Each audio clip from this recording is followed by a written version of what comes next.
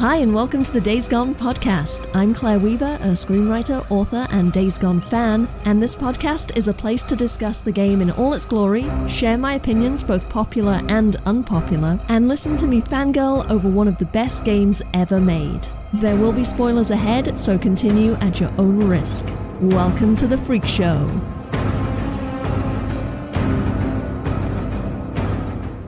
It's a pretty unanimous opinion that the acting in Days Gone is phenomenal across the board. But there's one actor in particular who I'm always so impressed by. His body language, his nuance, his energy, and all that with his face hidden behind the reflective visor of a hazmat suit.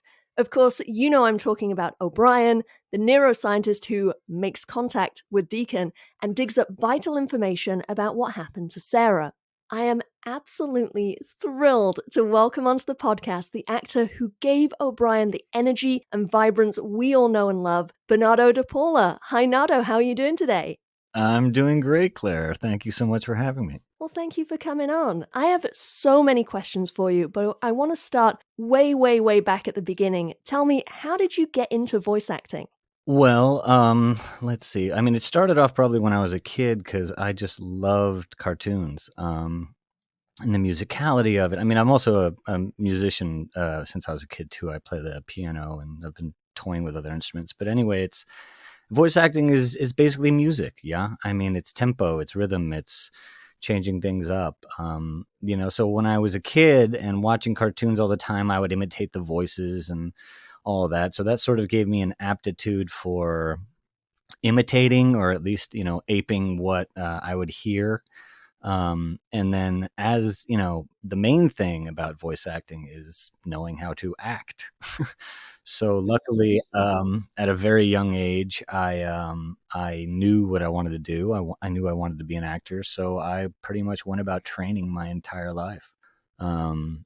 I was a kid actor, kind of, sort of. So that was, and so as I got older, it just was always something that I played with. I never got voiceover jobs. It wasn't something that was really available to me as I was growing up, or even when I was in university.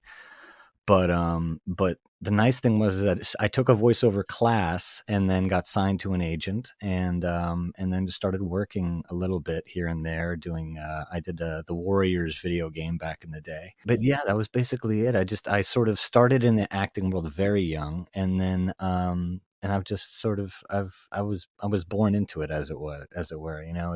It chose me. I didn't choose it. And how did you land the role of O'Brien?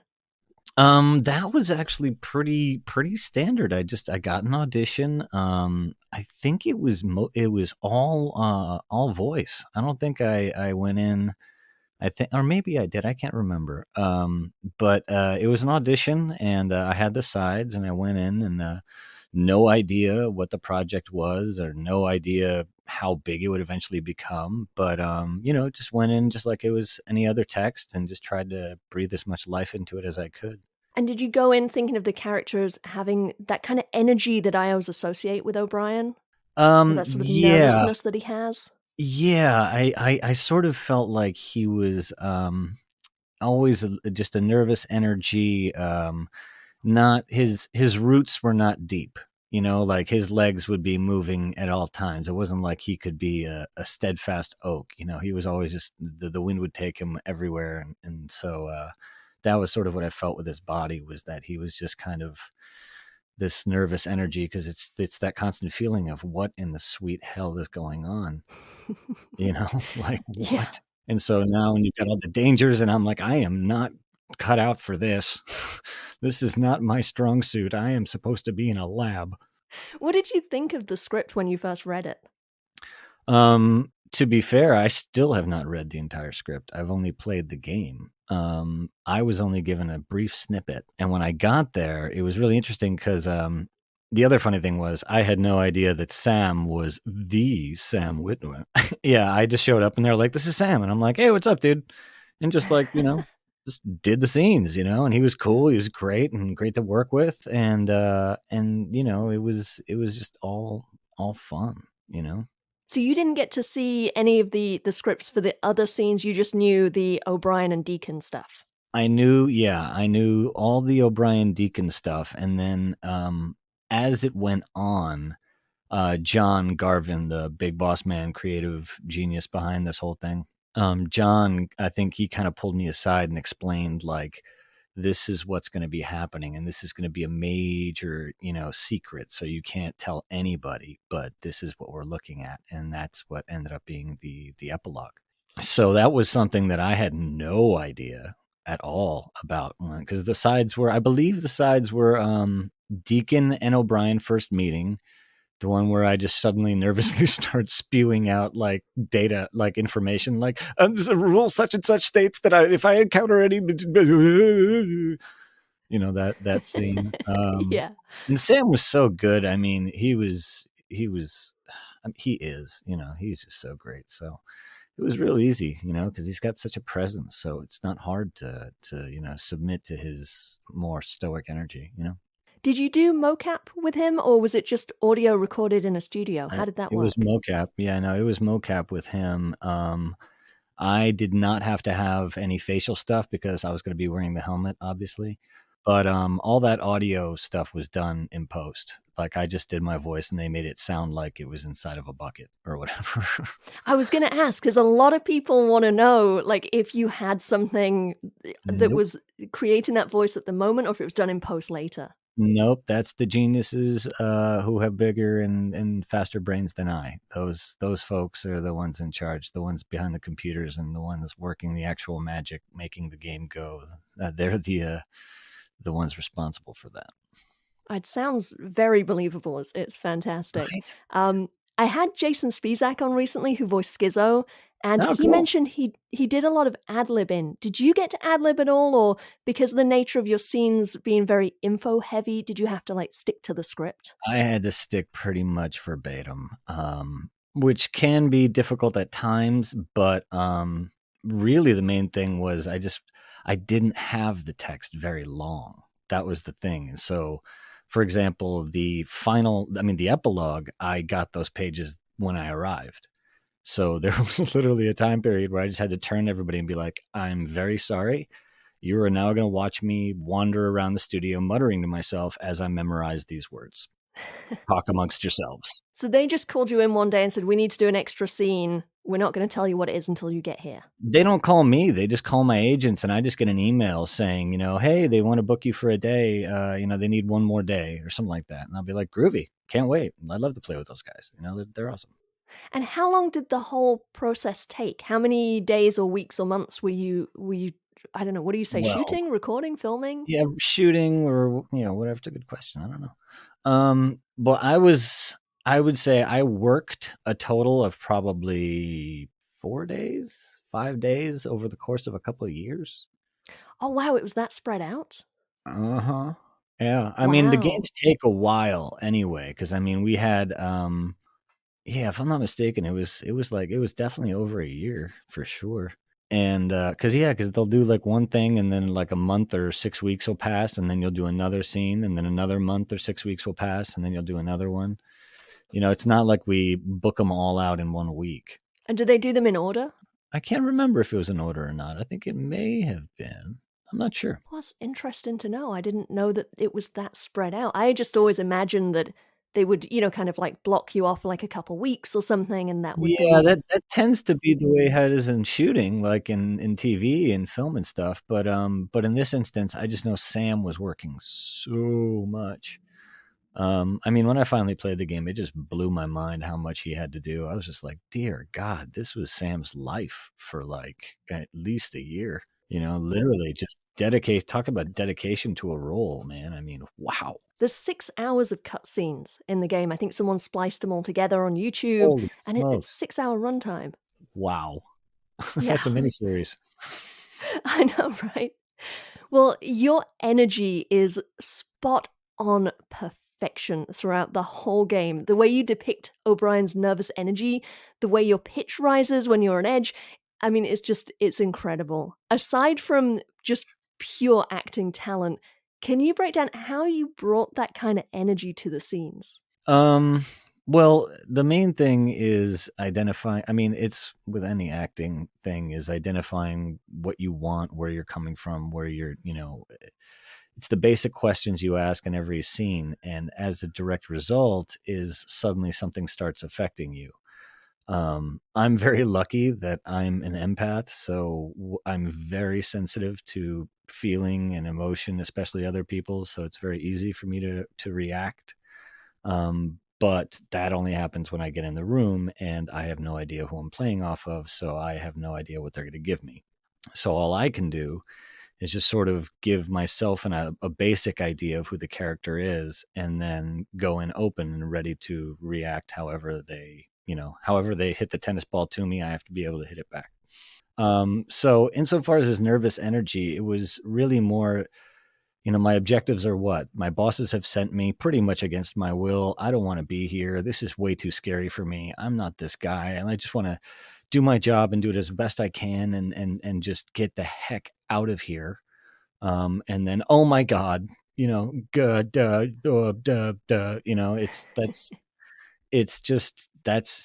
just following the story in my head, You almost you slip into the voice when you Oh, talk really? about it like that. Yeah, I can hear it a Yeah, little bit. I didn't. It was pretty much just my natural voice. I think. I mean, pretty much. I play the game actually quite a bit. I don't play the story mode, but I told John Garvin, I'm like, whoever made the idea to be able to reset the jobs is a freaking genius, and I love you. I may never ever stop playing this game. Are you as hooked as the rest of us are? Because everyone who plays this game is like, I don't want to Oh, play anything else. my son watches videos of it online. He's 10. I don't call child services on me. What I do is I'll reset like the hordes and the camps, and then I'll try and drag a horde to a camp. Oh, I love that. That's one of my favorite things to do. Yeah, me too. Me too. So like, and especially that one with the big, that cavern. I don't know any of the names of the locations. I'm sorry, but that's like life. I don't know any of the locations in my life either. Like the one with the deep, like Grand Canyon-y looking thing. You know what I'm talking about? Like that deep crevasse. Yes. And then you got that cool base on top, that cool camp on top. And then you can like drag them all. Oh, it's great. All right, let's get into the content of the game's story. Your character is the only way that Deacon gets any insight into the science behind the Freaker virus. Some of the details are very vague, and I know people are always yearning for more information. Is there anything that maybe didn't make it into the game that was part of what you shot? I don't think so. The main thing that was very interesting was that throughout the entire process, John, when I say John from now, I'm just mean John Garvin, big boss man. Mm-hmm. So John was saying to me, they're not zombies, they're freakers. And we were like, right. I'm just saying zombies because it's easier. He's like, no, they're not zombies, they're freakers. And I always found that so interesting how he was so dead set on that. And that's because he had an idea from the jump of what the epilogue was going to be. And so, he made that distinction very clear for us. So every time it was a different, like, oh no, this is a newt. This is a, a bruiser or a breaker or one of the screaming ones, Mm-hmm. He was very specific about that. So, but I can't think of any of the science stuff that, because it was even left up. I mean, it was left up, I think, for the future, for lack of a better word, to really establish the nuts and bolts of the virus and its effects, and the decisions that were made from the top, and who was in charge and so forth. So. There's one scene that always gets me in the feels when O'Brien tells Deacon that Sarah survived the surgery for the knife wound, but the camp she was at was then overrun by freakers and no civilians made it out alive. Yo. Shit. Gotta stop doing that. What you got? Alright, look. I'm gonna lay it out for you, but it's not good news. I finally found a guy who was willing to do some digging through some files that they used to keep while they still kept records. Okay, O'Brien. Anyway, Sarah Whitaker, your wife, was admitted to the Camp MASH unit on the South Flats outside of Silver Lake. According to the records, she was in surgery for 6 hours and then was moved Okay, to... so she survived. The stab wound, she survived. Yeah. According to the records, she made a full recovery. Then she was moved to another camp on the outskirts of Tumult. So she could still be alive. Even after all this time, she could still be alive, you're saying? No. What do you mean, no? It was overrun. Everything was overrun. There were no survivors. You survived. They survived. Look, there was nothing that would have protected that camp, okay? Highway 97 is an artery. Infected freaks poured up from LA, from the Bay Area, from Sacramento. There were thousands and thousands and thousands of them. There was nothing we could do. I get it. So you bugged out. Who did you bring with you? NERO personnel, some feds, people with clearance. NERO personnel, the soldiers, the guys with the guns, the guys that should have been protecting the civilians. There's nothing that you can do against a horde. They're too strong. I know all about hordes. I know that there was nothing that we could do. Oh, you know what you could have done? You could have brought a few of them with you. You could have saved a few lives. There was no hope. There was no time. There was no room. Okay, we'd already turned on each other by the time the hordes arrived. No, I get it.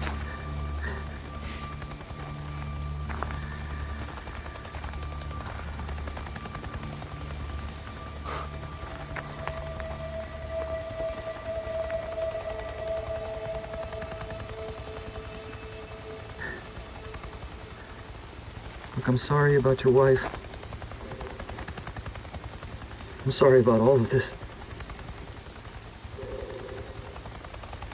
But you gotta understand. If you hadn't sent her with me that night, she would have been dead the next morning.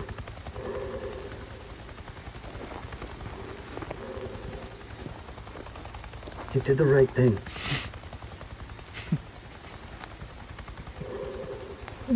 You know, if you had decided to stay, the only thing that would have happened is you'd be dead right alongside her. Don't you think I know that?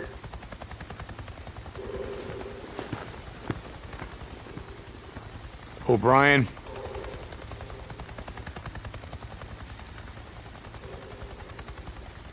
Thank you for saving her life that night. It gets me every time for Deacon, but also when you think about it for O'Brien, thinking about everything he's seen and been through. They're talking about a NERO camp being overrun, and Deacon's insisting the soldiers should have saved civilians. And your line is, there was no hope, there was no time, there was no room, okay? They had already turned on each other by the time the hordes arrived. Yep. They had already turned on each other. It gives me chills to think about what that implies. The humans turning on each other, not the freakers. Oh, yeah. The depth of writing, those teeny little clues that are peppered throughout that hint at all these like terrifying moments that happen off screen. Did you think about that and imagine all of the things that O'Brien had seen and experienced? Yeah, very much so. I mean, that's part of the of investigating the life, you know, of the character. And I think it's a great point. They turned on each other before the hordes arrived. I mean, that's very sort of Lord of the Flies. It seems appropriate, right? Mm-hmm. That it would suddenly become every man for himself. But yeah, there is a sort of a melancholy when he says that, you know, or when I said that, I guess, that I really dug. I thought that really landed, which was nice. Yeah, that line just really sticks out. Every time I watch that scene, I'm like, damn, I missed it, I think, the first couple times I saw that scene. And then I was paying attention. I had the subtitles on. And I was paying attention. I was like, wait. Hold up. Let me go back. Yeah. What did he That little just say? line changes things. I know. I was like, wait, they turned on each other before the hordes arrived. I was like, shit. And you know what I was thinking too? Blew my mind. Just by saying that, it actually, again, it's the depth of the writing. It's by saying that it actually leaves open the possibility that some of them got away because they said they turned on each other. So somebody stayed and somebody left. If they turned on each other, they're not going to stay together. They can't possibly, somebody's going to get away, you know? So it's, I hadn't even thought of that, but it's kind of, you know. That's an interesting take. I took it to mean that they started like infighting and killing each other for whatever reason. For sure. I think that's true. But I mean, like in the aftermath of that, before the hordes arrived, you've got the red team and the blue team. The blue team wins mostly. The red team takes off into the woods. So I'm just saying there's somebody out there in the woods. Who knows who it is? You know what I'm saying? And so far as Deacon being like, well, maybe Sarah's one of the people that survived after that. I don't fucking know, but Yeah. Yeah, no, it does open up a lot of possibilities. Do you know at what point, or what's your opinion at the point in the story at which O'Brien was infected? I think when we first meet him, he's not. So somewhere, I mean, during the course of that from the time that we meet him and Deacon, he sort of make an arrangement. Yeah, maybe. Gosh, I can't really put a finger on it, but I would say pretty early on. But the thing that was interesting is that John really wanted a progression. He said, "Okay, all right, now this scene, you're now, things are starting to get funky." So yeah, I want your speech to be different than it was when we first meet him. Because when I first meet him, I'm like talking like I am now. It's quick and it's I'm stuttered, whatever. As it goes on, excuse me, as it goes on, you can hear the voice start to change and the rhythms start to change, so that by the epilogue, he doesn't sound anything like the guy in the beginning. It's almost quasi Shakespearean, it's like he has a very sort of different way of speaking, it's and that's to show, whatever the virus is doing, it's changing not only physically, but changing, maybe exactly who he is. We don't know, So that's interesting that John had an idea of kind of what was happening behind the scenes with O'Brien, the pressure he was under, the fear, the amplification of the fear that he was feeling for various different reasons. But you didn't know, as you said earlier, that what the end scene was going to be, that epilogue. Yeah, no, it was I remember the last day that we recorded, we did a couple of real quickies, and he was very close. I think it was just the ones over the radio. So it's like it was easier because we just did a whole bunch of those in a row. We didn't have to act them out, obviously, on the mocap. Mm-hmm. So those I remember distinctly him saying, like, hey, make sure that this is, this guy, he's getting, something's changing, something's different. It's his rhythm's changing. See what happens. So basically, John knows all the answers. I need to get him on. Yeah, no, John's the man. He's willing to, I'm sure, at some point. He'll talk to people. He'll go online and chat with people sometimes. I'll have to reach out to him. He's definitely been on my list to get on the podcast. He's a good dude, man. He's a good dude. You said earlier that the epilogue was obviously setting stuff up for a sequel. Would you want to come back if and when a sequel ever happens? And what would you want to see happen to O'Brien? Well, as some people, I don't know if it was, some people have asked the question, I do think he was trying to set up a sequel. I think it definitely deserves a sequel. Even if I weren't in the game, I would want a sequel. Now, they announced that there wasn't going to be one. Why? I have no idea. Why do you feel the need to make that announcement? But the problem is that a lot of these super talented people that were all working on the project have now sort of split up and gone different projects that are doing different things. So, it would take a lot of fan love and attention and, dedication and making a lot of noise for Sony to, come around. And even then it's not guaranteed, but, I would love to see a sequel. And what do I think O'Brien would be doing?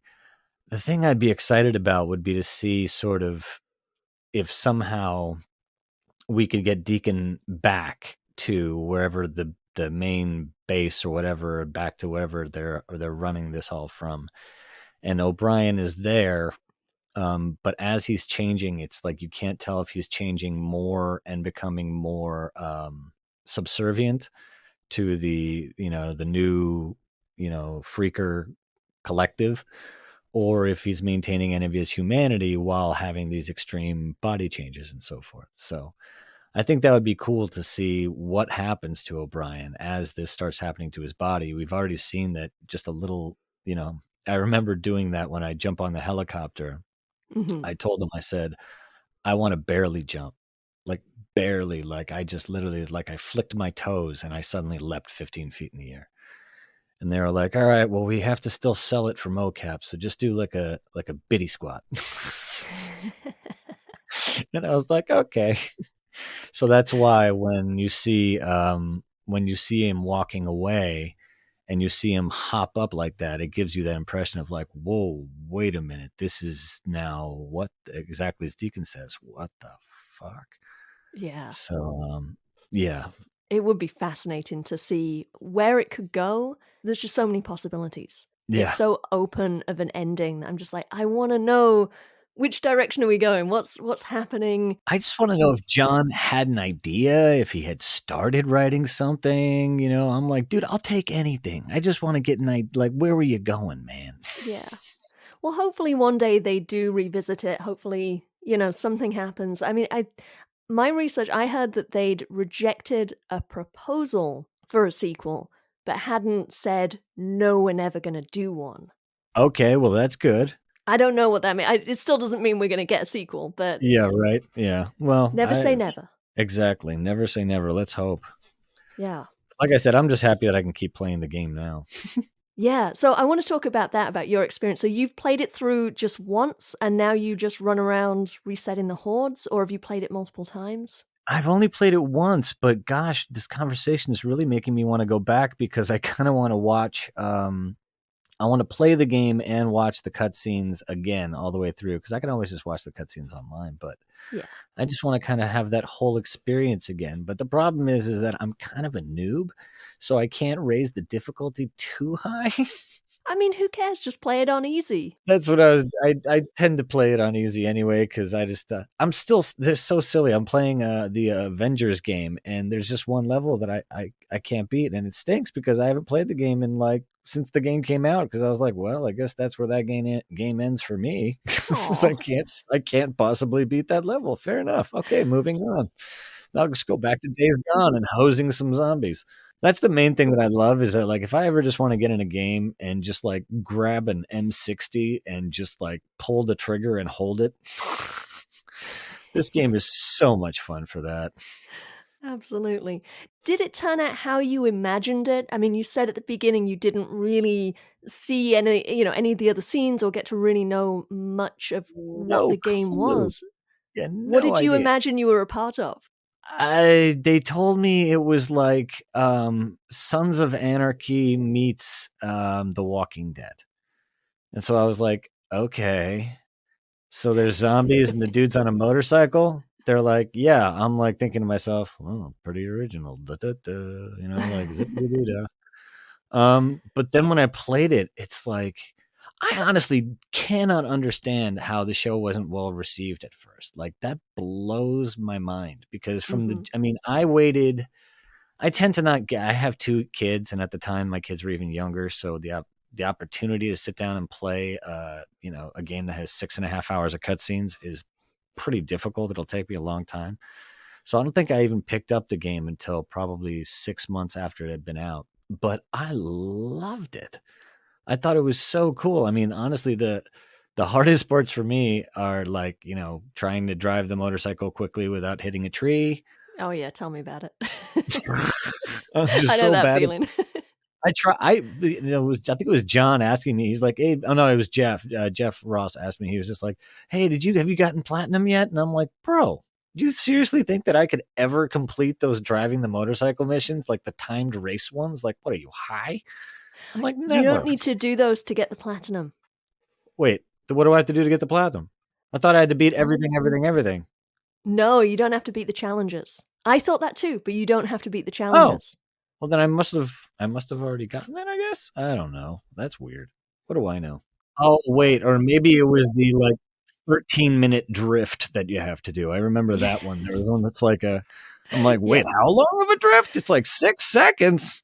It's 10 seconds. How fast am I going to be going? 10 seconds? Oh, is it 10 or is it 5? Oh, no, I can't remember. Now I'm second guessing myself. But that one took me ages to do. That's the last one that everyone gets. No one can do that one. That's the one. Yeah, I'm almost positive I got stuck on that one. But I was like, here's where I just flip the switch in my brain and go, you did it. Congrats, pal. Moving on. Well, if you ever want to try the nitro drift, whatever it's called, Yeah. apocalypse burnout, I found the trick is to make sure you have the Nitro 3 on your bike, because I was trying it for hours and then realized they only had Nitro 2, and that only gives you 4.5 seconds of Nitro, and it is 5 Oh, seconds. I hadn't got the right Nitro. I hadn't upgraded. And I'm like a I get it. dumbass just driving around like, why am I not getting this trophy? So pro tip, make sure you've Right got on. the right Good. Nitro. Thank you. All right, I've got one last question for you. Sure. Where can we see you next? What are you currently working on? Where can we see you or hear your voice next? Well, currently, I am on a show called Jellystone, which is on HBO Max and Cartoon Network. It is a new incarnation of the Hanna-Barbera characters, very irreverent. I like to call it Yogi Bear on acid. And yeah, I play El Cabong, and I play the King, and who else? Oh, I play Mildew Wolf too. Yeah, in season 1, I play those and a few other small characters. And then in season 2, I've got some more characters coming out. So everyone, please go check it out. It's awesome. It's on HBO Max whenever you can check it out, and on Cartoon Network on Saturday mornings. Awesome.